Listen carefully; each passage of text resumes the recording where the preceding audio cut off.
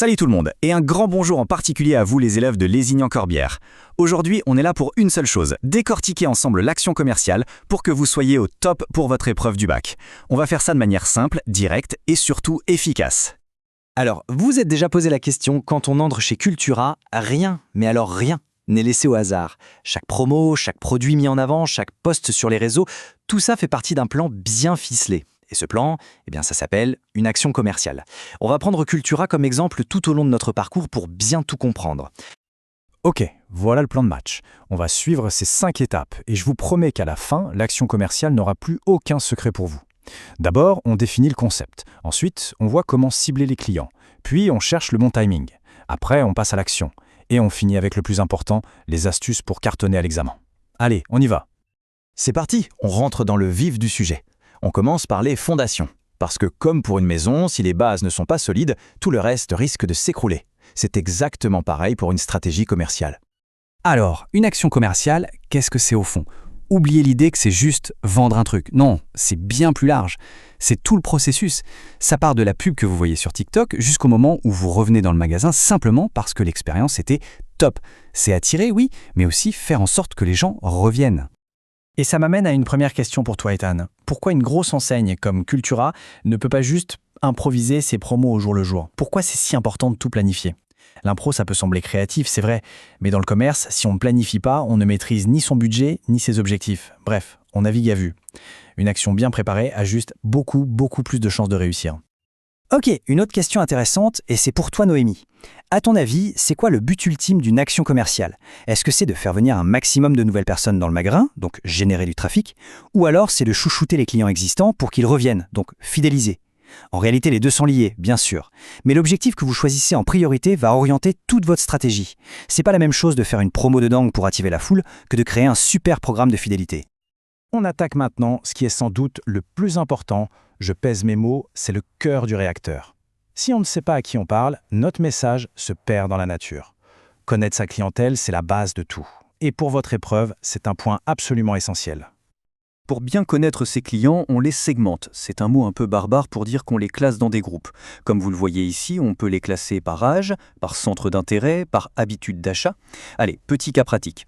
Morgane, première question pour toi. Pour vendre un jeu vidéo, sur quels critères tu te concentrerais le plus ? Sûrement les centres d'intérêt larges, non ? Et pour toi, Inès, première question. Pour vendre des livres pour enfants ou parents, c'est quoi les critères clés ? Là, on regarderait plutôt des critères sociodémographiques, comme la situation familiale. Vous voyez, le produit définit la cible. Et connaître ses clients, ce n'est pas de la divination. Ce sont des faits, des chiffres. Regardez-moi ça. Les données sont super claires. Les mangas et les BD, plus 16%. Les livres jeunesse, plus 12%. C'est énorme. C'est une opportunité en or. À l'inverse, on voit une petite baisse sur les e-books jeunesse. Ce n'est pas une catastrophe, mais c'est un signal d'alerte. Ce chiffre de plus 16% sur les mangas, c'est une véritable pépite, un signal très fort du marché.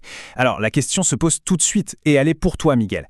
Qu'est-ce qu'on fait ? On peut imaginer une semaine spéciale, la venue d'un dessinateur, une mise en avant des nouveautés. C'est exactement ce type d'analyse et de réactivité qu'on attend de vous. De l'autre côté, un chiffre négatif, ce n'est pas la fin du monde. C'est un défi à relever. Et ce défi, il est pour toi, Emma.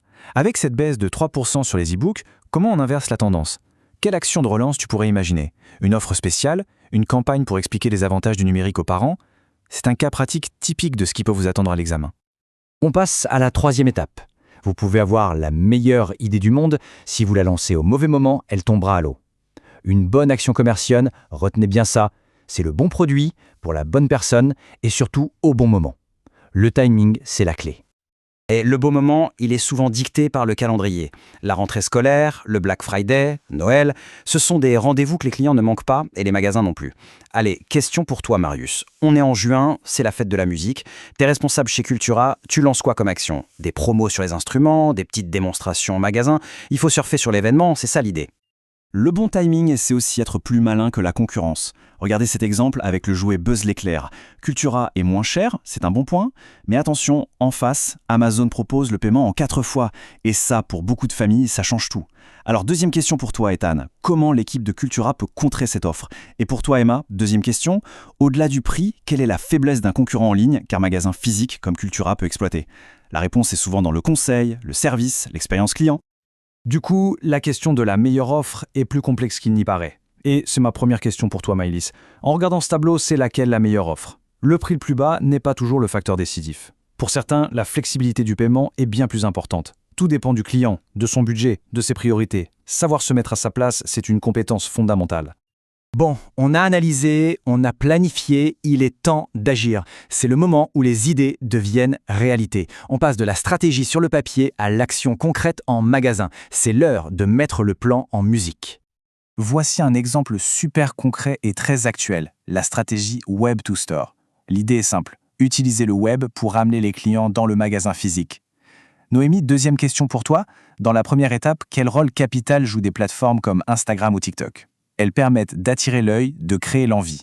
Ensuite, on engage, par exemple avec un code de réduction pour le click and collect. Morgane, deuxième question, pour la sortie d'un livre très attendu, tu imagines l'efficacité d'une offre click and collect? C'est un super moyen d'assurer du trafic le jour J. Et enfin, le client vient en magasin et le tour est joué. Un point crucial pour l'examen. Vous devez toujours pouvoir justifier vos choix. Pourquoi ce produit et pas un autre? Prenons ce kit RoboMaker. On ne dit pas juste « il est cool ». On argumente « il a été sélectionné pour sa valeur éducative et son prix compétitif ». Ce sont des arguments commerciaux solides. Allez, on s'entraîne. Inès, deuxième question. En suivant cette logique, comment tu pourrais justifier le choix du kit scientifique Fabulous Pochum?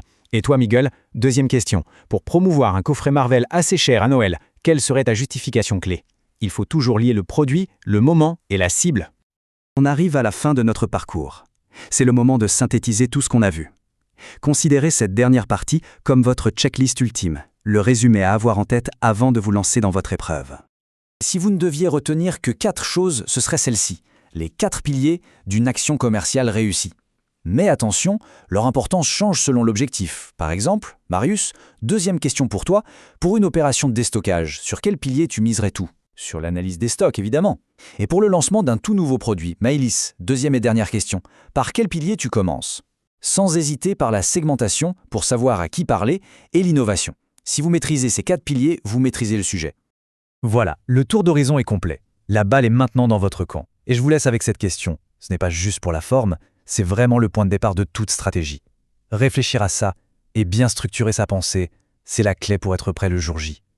Allez, bon courage pour les révisions et donnez tout.